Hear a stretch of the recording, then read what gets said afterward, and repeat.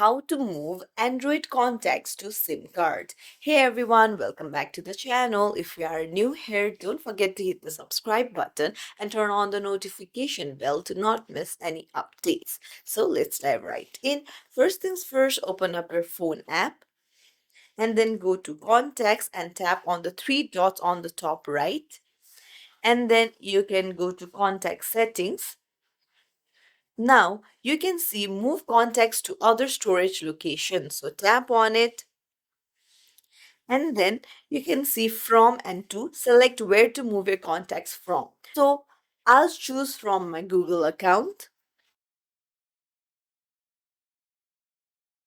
So once I've chosen from my Google account, you can see that I need to select where to move these contacts to. So I just need to tap on SIM. And that's it. This is how you move your Android contacts to your SIM.